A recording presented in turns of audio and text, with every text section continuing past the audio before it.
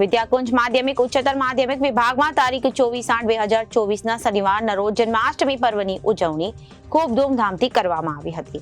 શાળાના વિદ્યાર્થીઓએ મટકી ફોડ ઉત્સવને તેની સાંસ્કૃતિક ગરિમા સાથે વિવિધ પ્રકારના લેઝિમ દાવ અને બેનરો અને ઉત્સાહ અને સાથે ભક્તિમય વાતાવરણમાં જન્માષ્ટમીનું પર્વ ઉજવ્યો હતો। વિદ્યાકુંજ માધ્યમિક ઉચ્ચતર માધ્યમિક વિભાગમાં તારીખ 24/8/2024 રોજ શનિવારે જન્માષ્ટમી પર્વની ઉજવણી ખૂબ ધામધૂમથી કરવામાં આવી। શાળાના વિદ્યાર્થીઓએ મટકી ફોડ ઉત્સવને તેની સાંસ્કૃતિક ગરિમા સાથે વિવિધ પ્રકારના લેઝિમ દાવ સાથે અનેરો ઉત્સાહ અને ભક્તિમય વાતાવરણમાં ઉજવ્યો। શ્રી કૃષ્ણના જીવનની અસર ઝરમર ઝાંકી અને પ્રસાદી લઈને સૌ છૂટા પડ્યા। સમગ્ર શાળા પરિવાર ગોકુળમય બન્યું હતું। સમગ્ર કાર્યક્રમમાં સ્કૂલ નિયમ મહેશભાઈ પટેલ, આચાર્ય, શિક્ષકો અને વિદ્યાર્થીઓ જોડાયા હતા। મહેશભાઈ પટેલ, વિદ્યાકુંજ સંકુલ નિયામક। આજે વિદ્યાકુંજમાં જન્માષ્ટમીનો ઉત્સવ ખૂબ ધામધૂમથી ઉજવવામાં આવ્યો।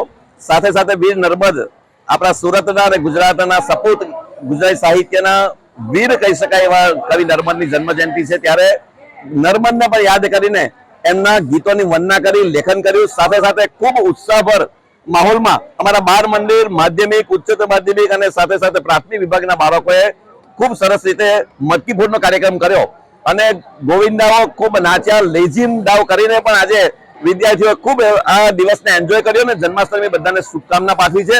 વિદ્યાકુંજ પરિવાર સમગ્ર ભારત વર્ષને તમામને જન્માષ્ટમીની ખૂબ ખૂબ શુભકામના પાઠવે છે। નર્મદજીને જન્મજયંતિ ઉપર શું કાર્યક્રમો શાળામાં વિશેષ રાખવામાં છે? વીર નર્મદ જન્મ જયંતિ નિમિત્તે અમે 3 દિવસ પૂર્વેથી વિદ્યાર્થીઓને નર્મદના જીવન કવન, નર્મદના કાવ્યો, લેખન અને સાથે સાથે માતૃભાષાનું ગૌરવ માટે નિબંધ લેખનનું આયોજન 3 દિવસથી ચાલ્યું। આજે વિદ્યાર્થીઓ વક્તવ્ય પણ આપ્યા, સાથે સાથે વર્ગમાં લેખન કર્યું અને કવિ નર્મદના એવા ગુજરાતના ગર્વ ગીતોનું પઠન કરીને, ગાન કરીને આજના દિવસને ઉજવ્યો। નર્મદે જન્મજયંતિની શુભકામના પાઠવી।